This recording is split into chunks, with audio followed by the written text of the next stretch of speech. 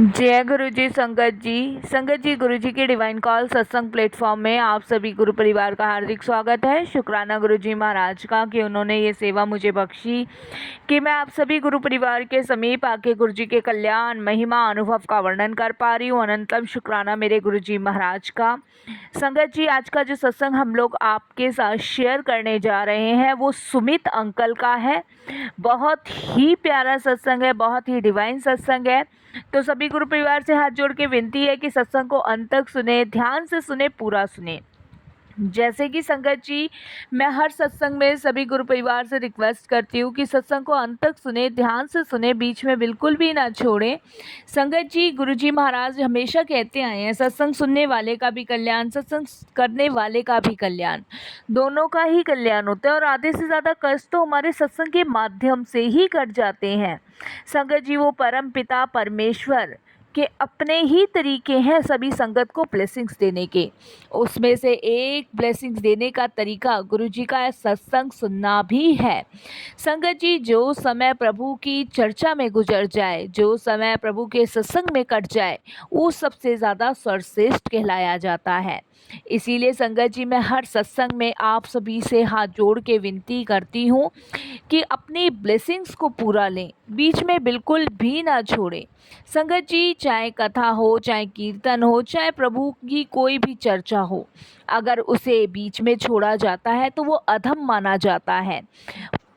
इसीलिए संगत जी, पूर्ण फल प्राप्त करने के लिए पूर्ण रूप से सत्संग को सुनना चाहिए। और हम सभी बड़े भाग्यशाली हैं कि गुरुजी के ब्लेसिंग्स के तौर पे हमें सत्संग मिले हैं। संगत जी, आपको पता है सत्संग किसे मिलता है? सत्संग उसी को मिलता है जिस पे गुरु की कृपा होती है। और हम सभी बड़े भाग्यशाली हैं कि हम गुरुजी की शरण में हैं और गुरुजी की कृपा हम पे हुई है कि हमें सत्संग सुनने का सौभाग्य प्राप्त हो रहा है, सत्संग करने का सौभाग्य प्राप्त हो रहा है। अगर आप भी अपने सत्संग अनुभव हम सभी के साथ शेयर करना चाहते हैं तो हिंदी में साफ राइटिंग में अपना सत्संग लिखकर हमारी जीमेल आईडी पर सेंड कर सकते हैं, ताकि आपके द्वारा सुनाए गए सत्संग से जो गुरुजी महाराज की नई जुड़ने वाली संगत है, उन्हें गुरुजी के कल्याण महिमा अनुभव के बारे में ज़्यादा से ज़्यादा पता चले। संगत जी, अगर सत्संग आपको पसंद आए तो इसको लाइक कीजिए, सब्सक्राइब कीजिए, ज़्यादा से ज़्यादा संगत में शेयर कीजिएगा। बेल आइकन दबाना बिल्कुल भी ना भूलिएगा। जब भी कोई लेटेस्ट सत्संग आएगा उसका नोटिफिकेशन सबसे पहले आपके पास आएगा। तो चलिए संगत जी, चलते हैं गुरुजी महाराज के सत्संग की ओर। सत्संग शुरू करने से पहले करते हैं गुरुजी का मंत्र जाप। ओम नमः शिवाय, शिव जी सदा सहाय। ओम नमः शिवाय, गुरुजी सदा सहाय। संगत जी, मेरा नाम सुमित है, मैं बरेली से हूँ और अभी मैं गाज़ियाबाद में रहता हूँ। संगत जी, गुरुजी से जुड़े हुए मुझे ज़्यादा टाइम नहीं हुआ है। मैं गुरुजी से अपने टीचर सर के द्वारा जुड़ा था। संगत जी, ये सत्संग मेरी दीदी के बारे में है।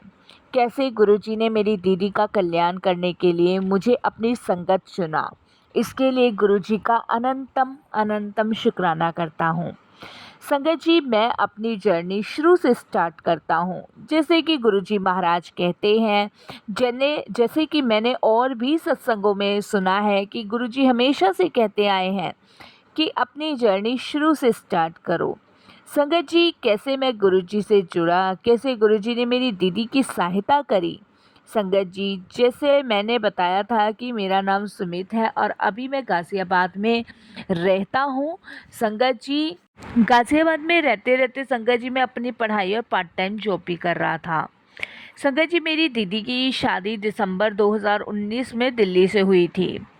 शादी के बाद से ही मेरी दीदी को उनके ससुराल वाले बहुत परेशान करने लगे। कुछ समय तो बहुत अच्छा कट रहा था संगत जी, लेकिन धीरे धीरे वो लोग मेरी दीदी को टॉर्चर करने लगे और भी बहुत सारी चीज़ों के लिए परेशान करने लगे। संगत जी, जब भी हम अपनी दीदी से बात करते तो वो लोग अधिकतर हमसे वैसे तो बात करवाते नहीं थे, लेकिन कभी हमसे बात करवा भी देते थे तो हम दीदी से पूछते थे कि दीदी आप कैसे हो, तो वो हमेशा बोलते थे कि मैं ठीक हूँ, अभी काम कर रही हूँ, बाद में बात करूँगी। तो संगत जी, ज़्यादा बात दीदी हमसे कर नहीं पाती थी और ना ही करती थी। संगत जी, हमें लगता था कि शायद दीदी ठीक हैं और ससुराल में उनका मन लग रहा है, इसलिए संगत जी हमें यही लगा कि सब ठीक ही होगा। और संगत जी इस तरीके से समय बीतते गया और संगत जी समय बीतने के बाद एक दिन दीदी का फ़ोन आता है और फ़ोन पे वो सारी चीज़ें मुझे बताती है रोते रोते। संगत जी मुझे बिल्कुल समझ नहीं आ रहा था कि हमें ये सारी चीज़ें इतनी लेट क्यों पता चली, क्योंकि दीदी का पहले भी एक मिसकैरेज हो चुका था जिसका हमें बहुत दिन बाद पता चला जब दीदी का फ़ोन हमारे पास आया। लेकिन संगत जी हमें ये नहीं पता था कि दीदी इतनी सारी परेशानी और इतनी सारी दिक्कतों का सामना कर रही है। हमें तो यही लगता था कि वो ठीक होंगी। संगत जी एक दिन दीदी घर पर आई और उन्होंने पूरी बात मम्मी को, पापा को और मुझे बताई। वो संगत जी रक्षाबंधन का टाइम था, जब मैं बरेली गया हुआ था, तो दीदी कुछ दिन के लिए रहने आई थी, तब उन्होंने सारी चीज़ हमें बताई। उन्होंने अपने ससुराल वालों की सारी बातें हमें बताई और संगत जी हम ये सोच ही नहीं पाए कि दीदी के साथ आखिर ऐसा हो क्यों रहा था और दीदी ने कितना सहन किया, उन्होंने हमें एक बात तक नहीं बताई। इसके बाद संगत जी मम्मी पापा मैं भी बहुत परेशान था दीदी को लेके। फिर दीदी ससुराल गई, उसके कुछ दिन बाद संगत जी मैं और पापा दीदी के ससुराल वालों के पास गए और उनसे ये सारी बातें हम लोगों ने रखी। तो उन्होंने और जीजा जी ने हम लोगों को ये कहा कि आगे से ऐसा नहीं होगा। फिर संगत जी उन्होंने जब हमें ये आश्वासन दिया और हमें भी लगा कि शायद अब ऐसा नहीं होगा, सब ठीक हो जाएगा, तो पापा बरेली चले गए। संगत जी मैं गाज़ियाबाद में जैसे अपनी पढ़ाई और जॉब कर रहा था उसमें लग गया। संगत जी महीने 2 महीने तो सब कुछ अच्छा चला और संगत जी फिर से उनके साथ ऐसा ही बर्ताव होने लगा और संगत जी फिर से उनको परेशान टॉर्चर किया जाने लगा। समझ नहीं आ रहा था संगत जी क्या करे क्या ना करे। फिर संगत जी एक दिन मेरी दीदी के ससुराल वाले किसी शादी में गए हुए थे, उनको देर रात को आना था, तो दीदी का मुझे फ़ोन आता है और दीदी मुझे बताती है कि रात को तेरे जीजा जी ने मुझसे मार पिटाई करी है और तू बस मुझे आकर ले जा। संगत जी मैं एकदम से घबरा गया, डर गया कि ये क्या दीदी के साथ हो रहा है और संगत जी मैंने तुरंत पापा को फ़ोन किया। संगत जी जैसे ही मैंने पापा को फ़ोन किया, पापा को ये फ़ोन पे बात बोली, तो उन्होंने कहा कि तू जाकर दीदी को ले आ। संगत जी मैंने अपने ऑफ़िस से फटाफट से छुट्टी करी उस समय और दीदी को लेकर संगत जी मैं आ गया। और संगत जी उसके बाद जब मैं दीदी को लेकर आया तो उनके ससुराल वालों को पता चली, तो संगत जी कि मैं उनके पीछे से दीदी को घर से ले आया हूँ, तो संगत जी उन्होंने लड़ाई झगड़े करने शुरू कर दिए। उसके बाद संगत जी काफ़ी ज़्यादा लड़ाई झगड़े होने के बाद हमने दीदी को वहाँ भेजने से साफ तौर पे मना कर दिया। फिर संगत जी घर में और ज़्यादा लड़ाई झगड़े होने लगे और इन सब के माहौल को देखते हुए संगत जी दीदी बहुत परेशान रहने लगी, बहुत दुखी रहने लगी। संगत जी जीजा जी का बार बार दीदी को फ़ोन पे धमकी देना, डराना कि मैं छोड़ दूंगा, लेने नहीं आऊँगा, मेरे घर में आने की ज़रूरत नहीं, बहुत सारी चीज़ें दीदी को कहनी। संगत जी इस वजह से दीदी बहुत परेशान, टेंशन में रहती थी, डिप्रेशन में रहती थी और संगत जी हम सब भी उनकी वजह से बहुत परेशान रहती थी। ये समझ लीजिए संगत जी घर का पूरा माहौल एकदम से बिगड़ चुका था, एकदम से। फिर संगत जी हम लोगों ने आपस में बात की, दीदी ने, मैंने, मम्मी पापा ने, सबने बात करी, तो संगत जी फिर हम लोगों ने सोचा कि हम अपने जीजा जी से अपनी दीदी को डिवोर्स दिलाते हैं और डिवोर्स के लिए संगत जी हमने एक वकील से बात करी।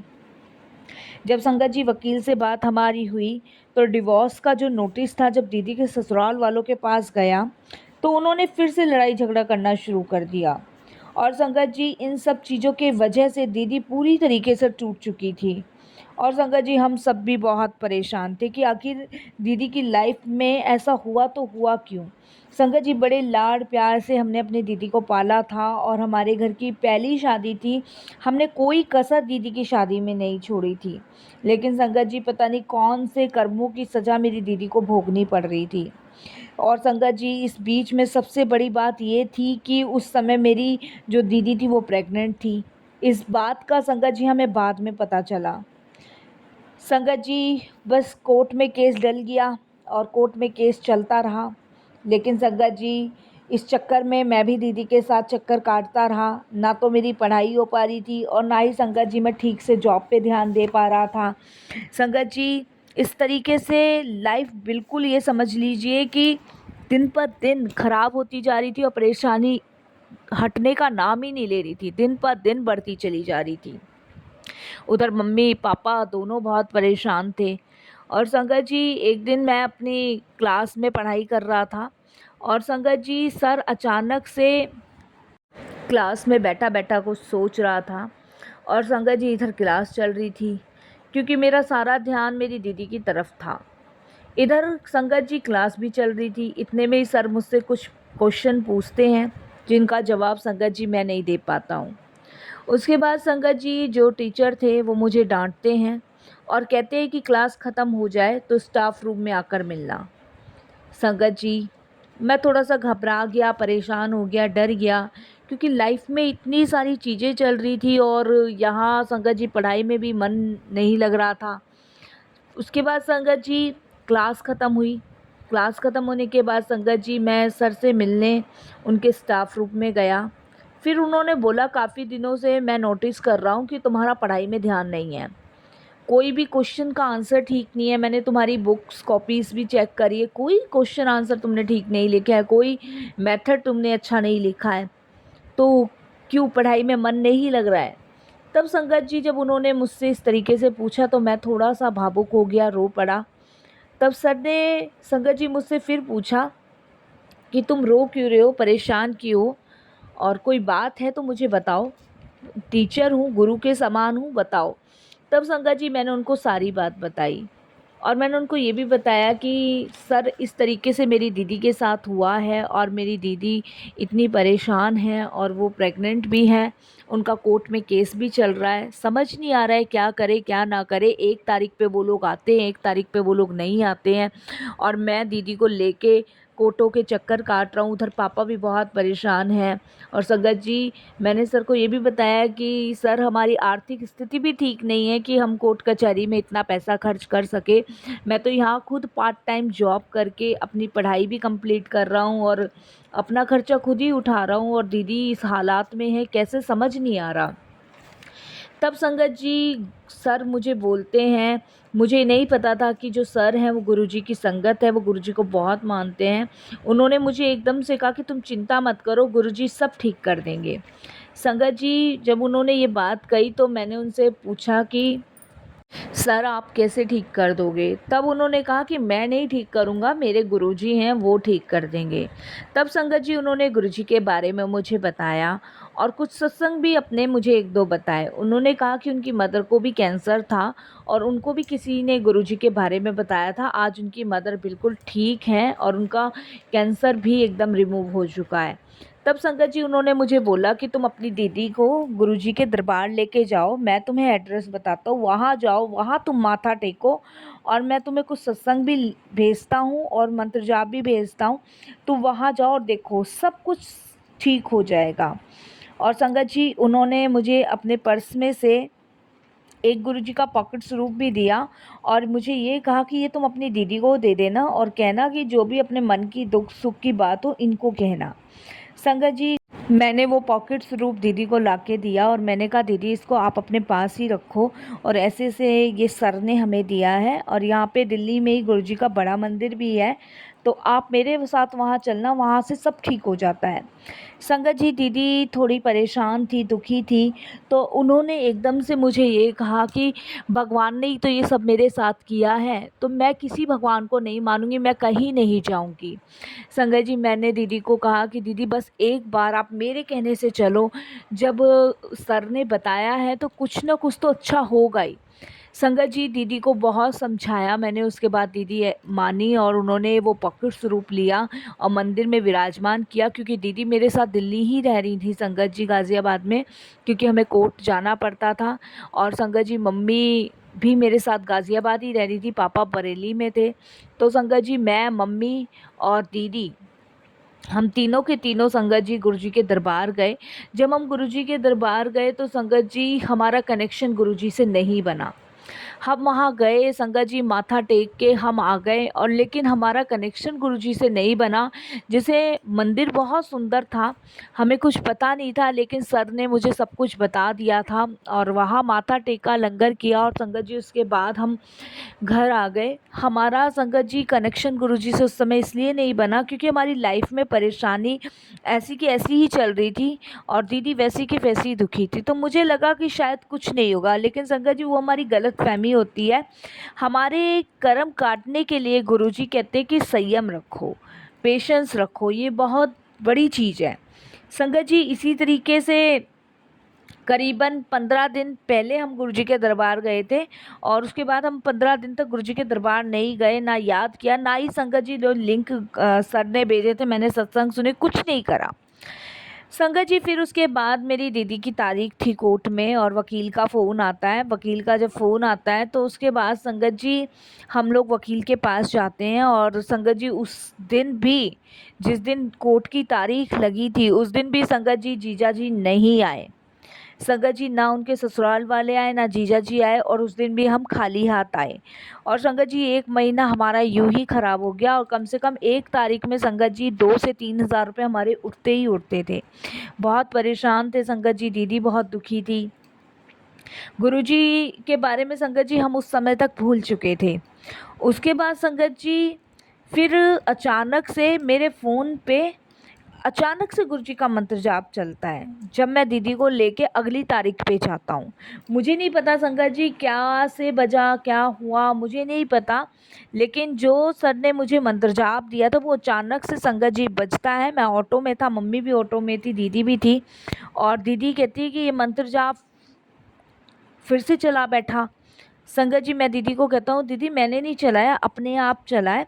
और संगत जी दीदी कहती तू इसे बंद कर, देख इस बार भी ये लोग कोर्ट में आएंगे ही नहीं, और इस बार भी हमारे पैसे खराब जाएंगे। इधर दीदी प्रेग्नेंट थी, बहुत परेशान थी। अब संगत जी हम कोर्ट पहुंचते हैं। कोर्ट जब हम संगत जी पहुंचते हैं तो संगत जी हम सामने क्या देखते हैं कि दीदी के ससुर, दीदी की सास और दीदी की दोनों नंदे और हस्बैंड, संगत जी सारे ससुराल वाले कोर्ट में उस दिन थे।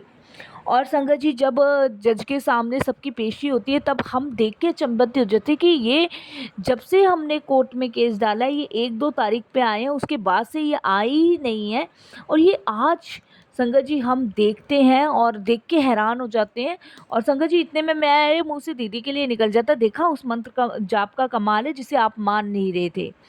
संगत जी मेरी दीदी कुछ नहीं बोलती है, और संगत जी उसके बाद कोर्ट में तारीख चल मतलब केस चलता है, जज आते हैं, वकील हमारा भी होता है, उनका भी होता है।